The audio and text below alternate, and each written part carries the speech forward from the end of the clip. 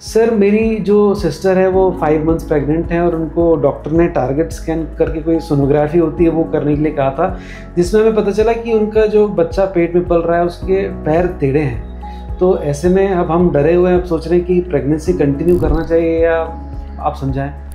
Club foot जो आपके बच्चे आपके सिस्टर के गर्भ में है उससे उस कंडीशन से घबराने की बिल्कुल बात नहीं है।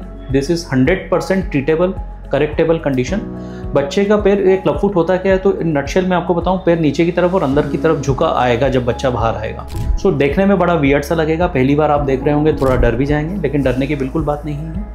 इस तरीके के बच्चे समय पर इलाज मिलने पर कंप्लीटली ठीक हो जाते हैं, फुट बिल्कुल नॉर्मल हो जाते हैं, नॉर्मल बच्चों की तरह ही इनका उठना बैठना चलना और समय पर ही होगा।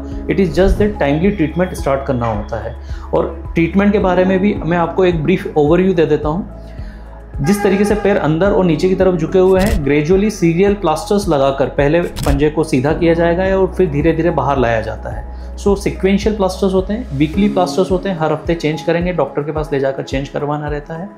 और करेक्शन के अंतिम चरण में जब फुट ऑलमोस्ट कम्प्लीटली करेक्टेड होगा, एक last part of the correction जो रहता है उसमें एक माइनर सर्जरी टेंडन लेंथनिंग या टेनोटमी करके हम करते हैं, जो कि एक स्टिचलेस सर्जरी है और लगभग क्लब फुट के हर बच्चे में लगती है, 95 to 98% बच्चों में लगती है। उस सर्जरी के बाद 3 हफ्ते का प्लास्टर लगाया जाता है और ट्रीटमेंट कंप्लीट हो जाता है। सो ये करेक्शन फेज है।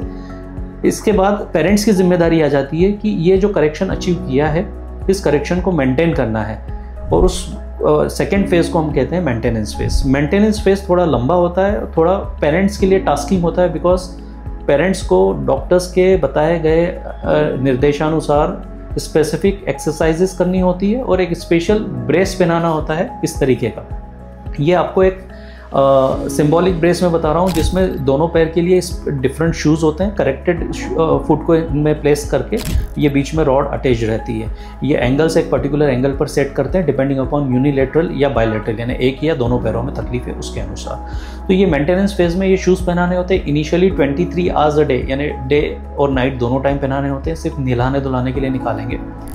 And once the deformities are settled, हमें लगता है कि अब सब करेक्शन भी बच्चे ने मेंटेन किया हुआ है, धीरे धीरे हम ये समय रिड्यूस कर देते हैं। And till 4 years of age दिन में ये बिल्कुल ब्रेस फ्री रहेगा बच्चा, और नाइट में सोते समय और दिन में सोते समय ये आपको पहनाना रहता है। तो लगभग 12 से 14 घंटे आपको पहनाना रहेगा, मगर 4 साल तक पहनाना रहेगा। सो ये कुछ बेसिक प्रिकॉशंस अगर लेंगे तो फुट करेक्शन भी आसान है, करेक्शन को मेंटेन करना भी आसान है, और जस्ट इन केस ये प्रॉब्लम दोबारा फिर से आ ही जाती है तो उस दोबारा आने वाली प्रॉब्लम का ट्रीटमेंट भी आसान है।